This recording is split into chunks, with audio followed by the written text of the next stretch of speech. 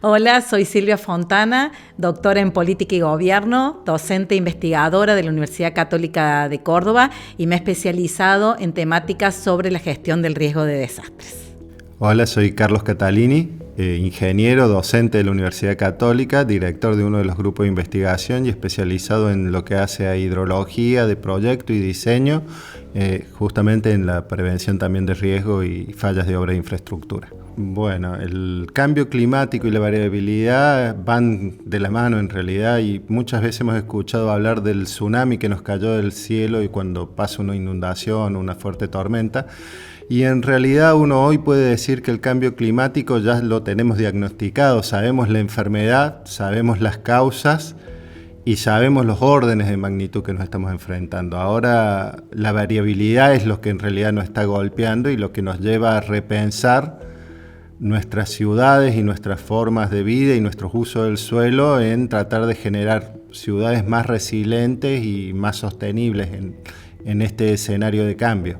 Bueno, Carlos ha utilizado varios términos, esto de cuando se habla del tsunami, que cayó del cielo, de resiliencia, adaptación, mitigación, ¿no? Y justamente una de las cuestiones que hay que tener en cuenta cuando uno habla de cambio climático, del riesgo de desastre, ¿no? Que son de alguna manera factores o fenómenos que van asociados, entender que el riesgo de desastres y el cambio climático son construcciones sociales, es decir, se pueden prever, se pueden mitigar, nos podemos adaptar a todas estas cuestiones que suceden siempre y cuando desde las políticas públicas justamente se trabaje en la reducción de las vulnerabilidades que van asociadas a la amenaza y en el aumento de capacidad de respuestas, ¿no? Porque justamente lo que uno tiene que buscar desde las políticas públicas puntualmente, porque el trabajar también con el riesgo de desastre y con el cambio climático lleva a una decisión política y esa decisión política tiene que ir en este camino, ¿no?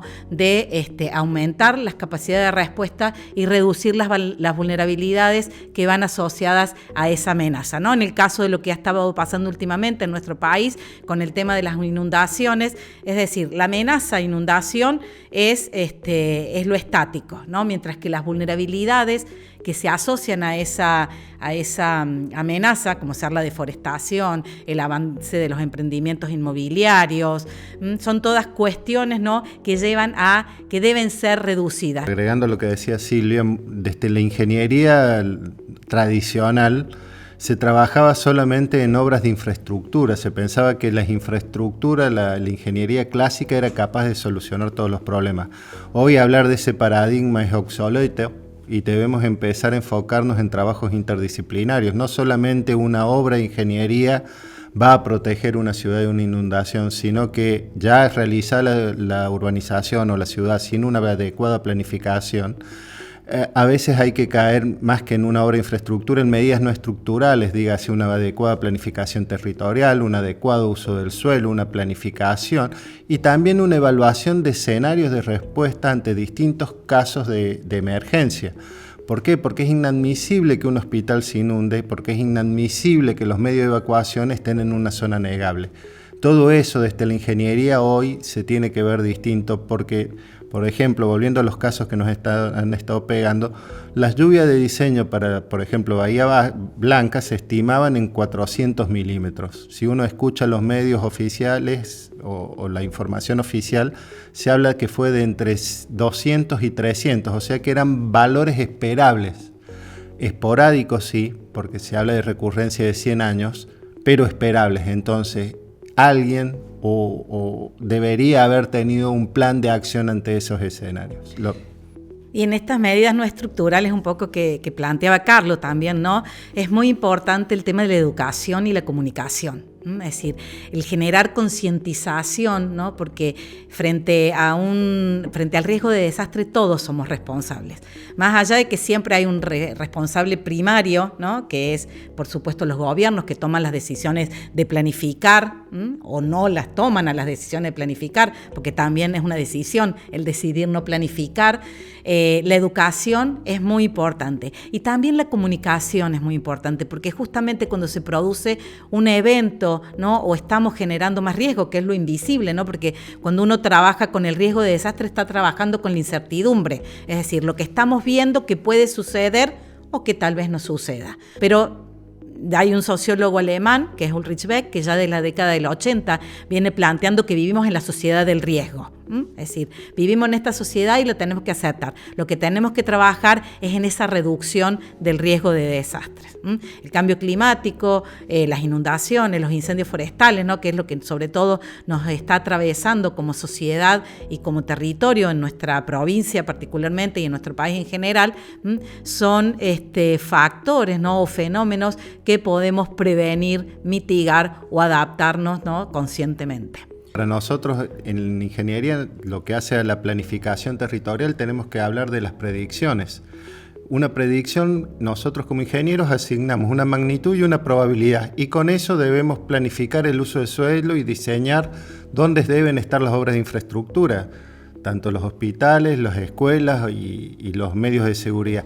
Mientras que del pronóstico, en ingeniería nosotros le asignamos una magnitud y un tiempo de ocurrencia para que esos mecanismos de seguridad puedan actuar ante un escenario planificado. También tenemos que ser conscientes de que cada funcionario tiene que tener un rol definido en esta situación y no debe estar librado al azar, sino que debe haber una planificación que establezca roles y funciones específicas para cada escenario multirriesgo, como bien decía Silvia, porque esto no solamente un día puede ser una inundación, una tormenta severa, vientos fortísimos, incendios forestales, también un tsunami, como bien decíamos, pero un tsunami oceánico, no un tsunami inventado de un término que en realidad hoy lo podemos cuantificar. En Córdoba hoy sabemos casi en las lluvias de diseño y los patrones de diseño que si bien están afectados por el cambio climático, en realidad hablamos de la variabilidad climática y lo que nos lleva es a repensar y decir, ¿estamos haciendo las cosas bien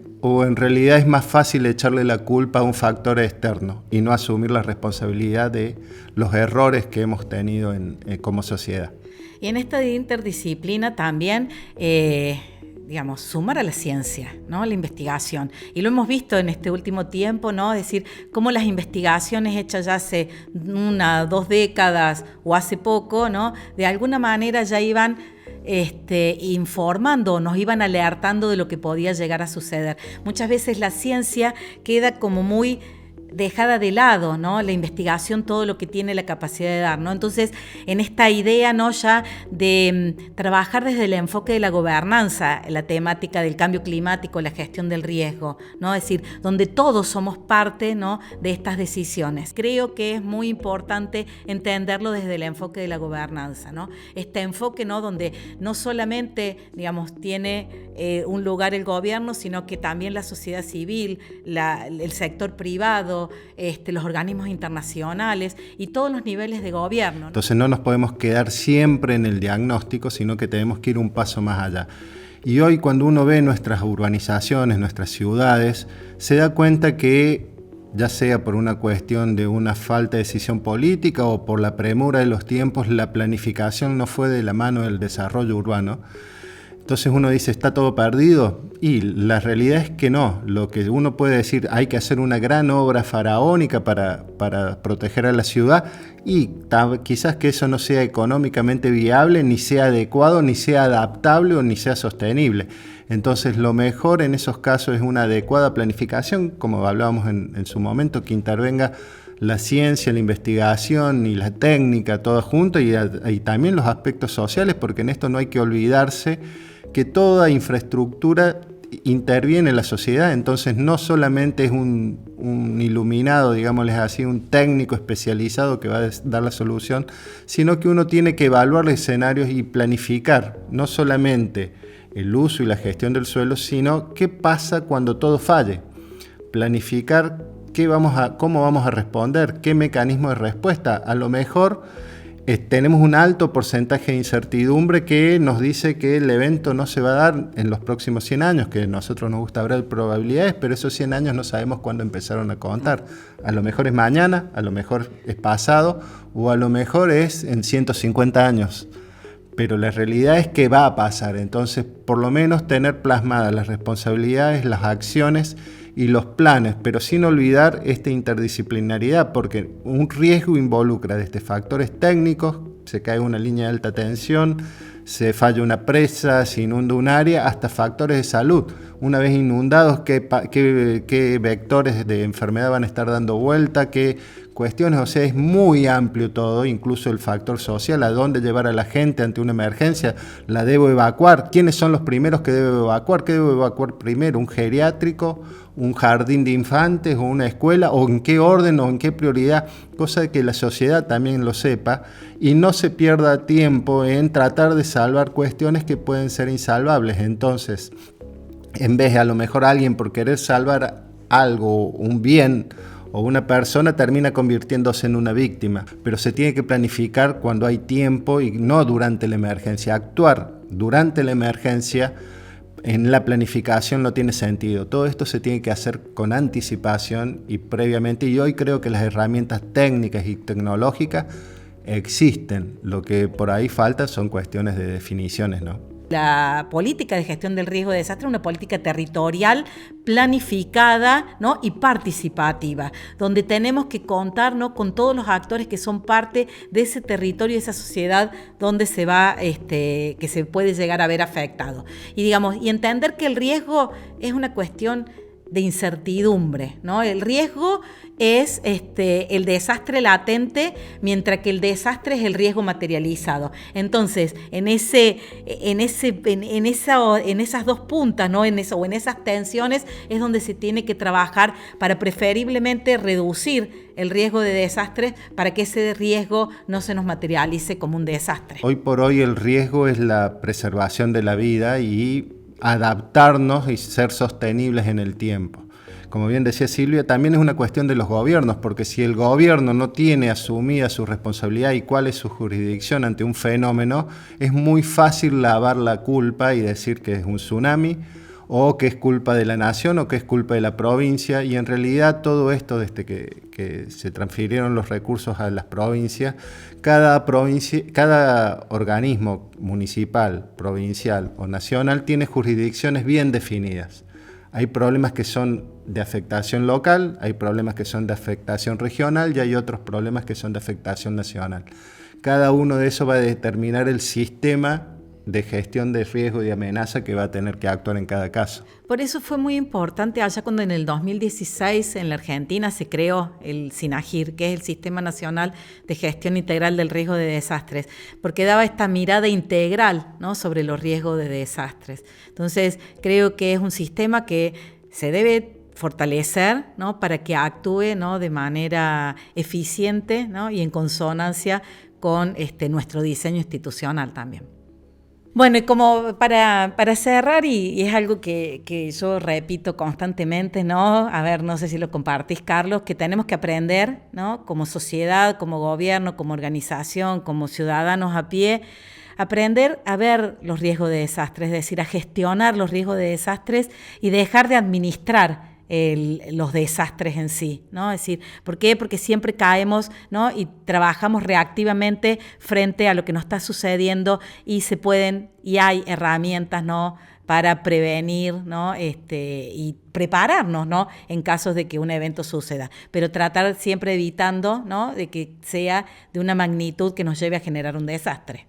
Justamente también comparto tus pareceres, Silvia, y también como para cerrar uno de las ciencias duras, me animo a decir que hoy ya tenemos las herramientas tecnológicas y el grado de conocimiento para brindar soluciones, por ahí suena muy arrogante, sino para brindar respuestas ante distintos escenarios y que nos permitan actuar en formas resilientes, porque la variabilidad climática existirá y nos va a comenzar a pegar cada vez más fuerte por la propia actividad del ser humano.